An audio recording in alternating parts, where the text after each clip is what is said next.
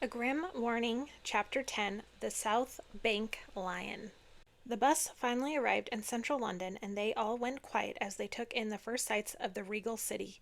London was a multicultural maze of pristine buildings and proud tradition. It was difficult to differentiate the landmarks from the non-landmarks as everything was so well kept. Every building looked 100 years old and brand new at the same time. The teenagers aboard the bus pointed to the landmarks they recognized as they drove past them: Buckingham Palace, Westminster Abbey, Big Ben and Tower of London, and Tower Bridge. "This is the most proper place I've ever been in my life," Connor nudged Bree. "Just being here makes me feel like I should be dressed up." The bus stopped in a place called Trafalgar Square, near the passengers' hotel. The square was filled with tourists taking photos of the impressive statues and fountains in front of the National Gallery, which stretched across the back of the square like a grand backdrop. The teenagers raced off the bus to be amid the tourists outside, and Connor and Bree exited with them. Once they were on the street, the first thing Connor did was find an ATM. "Forgive me, Bob," Connor said as he looked down at the credit card Bob had so kindly given him. He stuck it into the machine and took out the maximum amount of pounds and the maximum amount of transactions it would allow at a time. "That's a lot of money in any country," Bree said. She covered him from any onlookers as he stuck the money in the pockets of his jacket and pants and then put the rest of it in his suitcase. "But it's smart of you to take out a bunch of cash so no one can use your transactions to trace you. They do that to find suspects in crime books I read." "Oh, I never thought about that," he said with a shrug. "I just took out as much as I could because it was my first time using an ATM." The first thing Connor bought was a map from a street merchant. He opened it up and scanned the tiny print depicting the streets and attractions around them. "This one," he said happily, pointing at something on the map. "What were you looking for?" Bree asked him. "A library," Connor said. "We'll go to the library and look up where to find the Red Lion Brewery." "Are you sure you don't want me to look it up on the internet with my phone?" Bree asked. Since Connor had never had a smartphone before, he hadn't considered this possibility. "No, I don't trust those things," he said. "I'd rather do it the traditional way. We're in London, after all." "Suit yourself," Bree said. They followed the map a few blocks west to the closest library, which was tucked away in the corner of St. James Square. Connor and Bree walked up the front steps and pulled open its wooden doors. Connor had always found libraries intimidating, and that feeling was heightened by being inside one in another country. "Are you members?" a librarian at the front desk asked them. She glared at them over her thick frame glasses. Connor always thought librarians could read minds and was afraid this one was going to prove his theory correct. "No, but we're interested in joining," Bree said calmly. "May we have a look around?" The librarian granted her request with a gesture for them to continue inside. "Baggage is not allowed inside the library," the librarian said when she saw their suitcases. "Oh, of course," Bree said. "May we leave them to the side here?" She put her bag down near the front door, and Connor placed Betsy beside it. The librarian permitted it with a nod, and they continued inside. Connor and Bree found a table in the back of the first floor. "I'll be right back. I'm going to find some books," Connor said, and disappeared into the rows of shelves. Bree sat and made herself comfortable, looking at her phone while she waited. Connor returned 20 minutes later with a stack of heavy books. "Look what I found," Connor said. He showed Bree the first book in his stack. "Breweries of Britain," Bree read. "That's great, Connor, but I looked up the Red Lion Brewery on my phone, and apparently it was demolished in 1949. "You can't trust anything the internet says," Connor said. He frantically flipped through the book until he found a page written about the Red Lion Brewery. "Oh no, according to this, the Red Lion Brewery was demolished in 1949. "Shocking," Bree said sarcastically. "I don't mean to be a downer, but I don't think the lion we're looking for is around anymore." Connor let out a defeated sigh, but he wasn't ready to give up just yet. He pulled out another book from his stack titled The Statues of London and began flipping through it. After a couple minutes, Connor started fidgeting with excitement as he read. "Check this out," Connor said, showing Bree the section he had just read. "The South Bank Lion, 13 tons, 13 feet wide. As silly as it would be to say a statue has lived, of all the statues in London, the one known as the South Bank Lion has lived many different lives. The statue was created in 1837 by W. F. Woodington and was constructed of artificial code stone. The lion lived in first life as a symbol, guarding the Red Lion Brewery facing the river Thames in Lambeth, London. An intriguing aurora of mystery surrounds the lion, as it was one of the only sculptures in the area not severely damaged in the bombings of World War II. And when the Red Lion Brewery was eventually demolished in 1949, the lion was recovered from the demolition completely unscathed. King George VI took a liking to the lion and had him moved to Waterloo Station. He spent his second life on display at the station for several years before being moved to his current resting place on Westminster Bridge in the South Bank area of central London. The remains of a secondary lion statue were also found in the demolition of the Red Lion Brewery. It was pieced back together and painted gold and can now be seen at Twickenham Stadium. Connor and Bree were both bubbling with excitement. "That must be it! That's the lion we need to find," Bree said. Connor looked over the map at all the bridges crossing over the River Thames. "I found Westminster Bridge," he said. "It's right by Big Ben, and it's walking distance from here." "Great," Bree said. "Let's go see the lion." The duo finished in the library just before wearing out their welcome. They collected their luggage and walked briskly through St. James Square and followed the map to Westminster Bridge. They passed countless statues and sculptures of lions as they went, each looking more regal and ferocious than the last one. Connor grew anxious thinking about meeting the 13-ton, 13-feet-long South Bank lion. He hoped the lion wouldn't be too frightening to approach. Enchanted objects were always unpredictable. Westminster Bridge began at the House of Parliament at the base of Big Ben and stretched across the River Thames to just below the giant Ferris wheel known as the London Eye. The bridge was busy with hundreds of tourists and citizens alike. Multitudes of cars and red double-decker buses continuously drove across the bridge as well. Connor and Bree reached the end of the bridge and looked across the street. In the midst of the pedestrian chaos just below the towering London Eye, they found the South Bank lion. He was massive and pale gray and stood on top of a tall pedestal. Something about him was different from all the other lions they'd seen in the city, and Connor and Bree picked up on it as soon as they laid eyes on him. Rather than a vicious and threatening scowl on his face, the South Bank lion had a genuinely concerned expression. His eyes were wide and his mouth was open. "That's got to be him," Connor said. "What makes you so sure?" Bree said. "Because I make that face whenever Mother Goose tells me a secret too," Connor said. Bree looked around at the crowds. "Are we supposed to walk around here and talk to him in front of all these people?" she asked. "No. We'll have to come back later when they're all gone," he said. "We might have to wait until after midnight." They left the bridge and got a bite to eat at a local pub. Bree insisted they have an authentic English experience and forced Connor to order fish and chips with her. After they were done eating, they camped out at St. James Park and waited until after nightfall before returning to the bridge. They lingered across the street from South Bank Lion until the traffic of cars and people was almost non-existent. Then they crossed the street and stood directly below the lion. "Say something to him," Bree said. She nudged Connor. "What am I supposed to say?" he asked. "I don't know. Aren't you used to these kinds of things?" "Enchanted statues in the middle of crowded cities? No, I can't say I'm an expert," he said. "I have faith in you," Bree smiled at him. Her smile made his rosy cheeks a bit rosier. He figured he had nothing to lose, so Connor took a deep breath and addressed the lion like he would anyone else. "Hello up there," he called. "I don't mean to disturb you, but my friend and I were wondering if we could speak to you."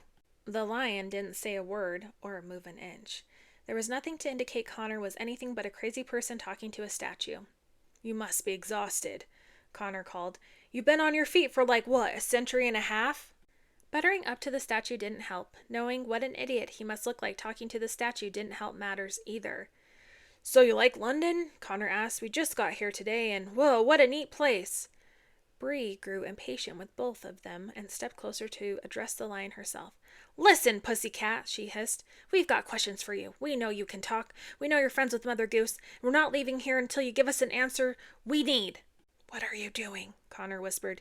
"You think he's going to talk to us if you treat him like that?" "We're playing good cop, bad cop," she whispered back. "Trust me, it works every time in my crime novels." Connor rubbed his fingers through his hair, convinced this strategy was a dead end. But when he looked back at the lion, he could have sworn the lion's face had changed. He looked more concerned. "Bree, do you notice anything different about the lion?" he whispered. She looked closer and her eyes lit up. "Yes!" "Say something about Mother Goose," Connor instructed. "I think he's afraid of her." Bree nodded and spoke to the lion again. "Hey, Mother Goose told us that you would talk to us, but if you'd rather talk to her yourself, she can be here in 5 minutes. There was no doubt about it. The lion was moving. They watched the South Bank lion's face grow more fretful the more they mentioned Mother Goose.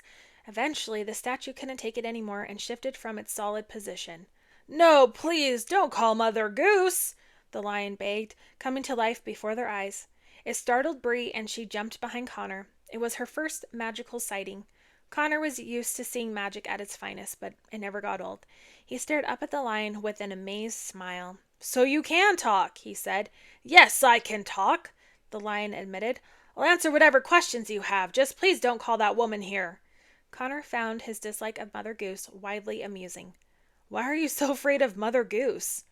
"I'm not afraid of her. It's her stories I can't stand." The lion shook his head. "Over the years she told me some outlandish secrets that I never wanted to know. And she never spares any details. If you knew half the things I know, you would look differently at her too. It's too much for one lion to bear." "Is that why you look so concerned all the time?" Connor asked. "That's part of it," the lion said, and his face suddenly grew very sad. He whimpered like he was about to cry. "I'm also afraid of heights, and these people keep putting me on top of very tall things. And they separated me from my brother when the Red Lion Brewery was demolished, and I don't know where he is." The stone lion sniffled into his large paws. "Oh, you're talking about the second lion statue," Bree said. She had regained her confidence and stepped out from behind Connor. "He's still around.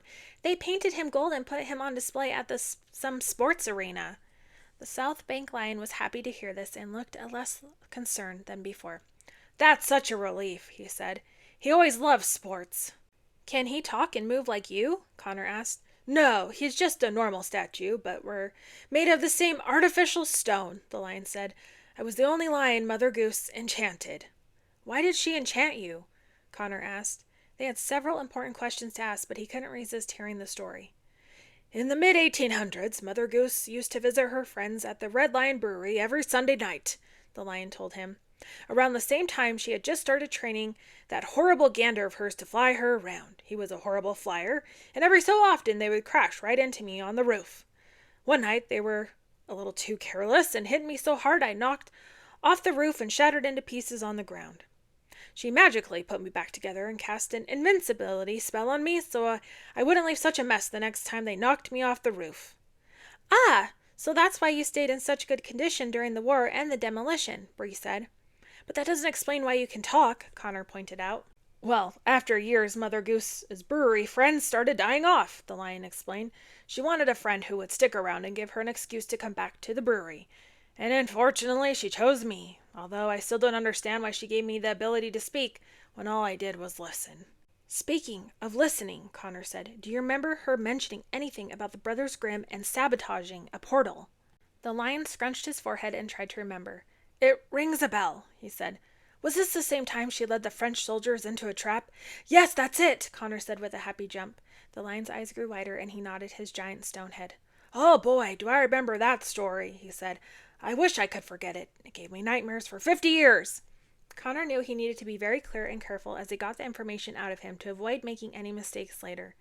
"Do you remember where the portal was that she trapped the soldiers inside?" he asked. "I do," the lion said confidently. "It was deep in the Beverin woods, between the twin trees that grew between twin medieval castles. The only reason I remember is because I'm a twin myself." "Where is Bavaria?" Connor asked. "It's an old country that's now a state of Germany," Bree said. "The two trees between two medieval castles seems pretty easy to find." "Oh, you wouldn't find the trees in the castles anymore," the lion told them regretfully. "They're gone." "What?" Connor and Bree said together. "What do you mean they're gone?" "After the Brothers Grimm tricked the soldiers into entering the tampered-with portal, Mother Goose grew paranoid that the soldiers would find a way out, back into this world. So she asked her friend Ludwig for a very large favor," he said. "What was the favor?" Connor asked. "She asked Ludwig to build one of those elaborate castles on top of the portal. So if the soldiers were ever to re-emerge from it, they may be tricked into thinking they have arrived in the fairy tale world." "He built a castle for her?" Connor asked in disbelief. "That is a big favor." Bree gasped and clutched her hands together. "Wait a second, are you talking about King Ludwig II of Bavaria?" she asked. "That was his official name, I believe," the lion said. "Mother Goose also just called him Ludwig or Wiggy." Connor was the only one who had never heard of Ludwig. "Who was he asked. "Haven't you ever heard of the Mad Fairy Tale King?" Bree asked. Connor shook his head.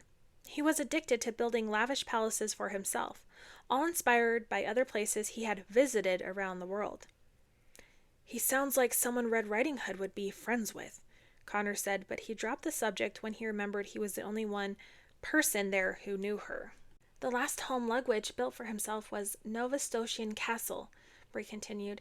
It was inspired by all his favorite childhood stories and looks like something you'd find in a storybook.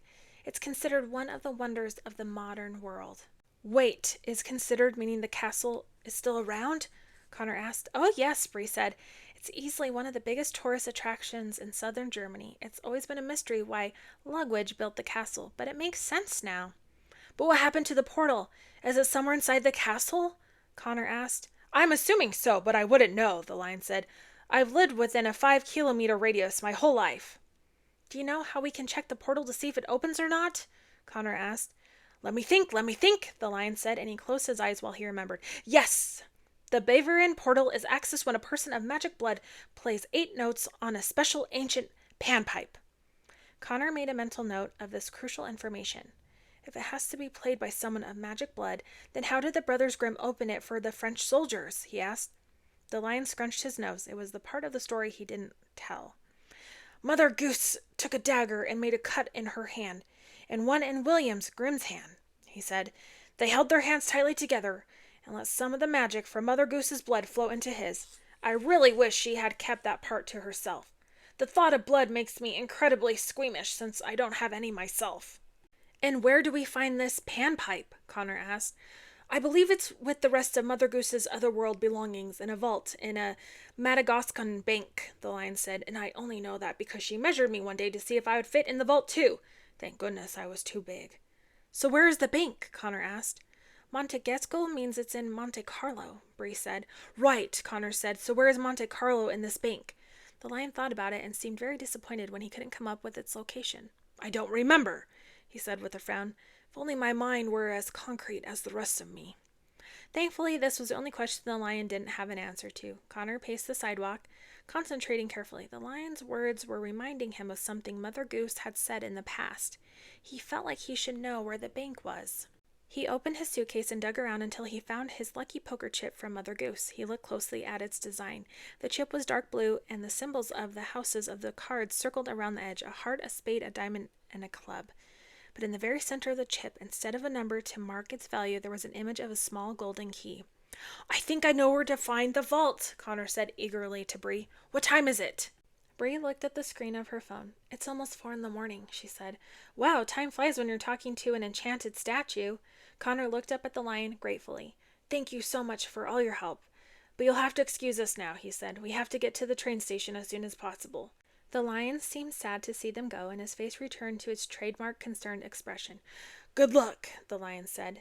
And next time you see Mother Goose, please tell her I understand she's a busy woman, and there's no need for her to visit me ever again. Connor took off along Westminster Bridge, speed-walking as fast as he could. Bree said goodbye to the South Bank lion and caught up with him. So, where are we off to next? She asked him with bright eyes. We're going to the Lumiere des Atoules Casino, Connor replied. Where's that? Somewhere in Monte Carlo, I guess, he said.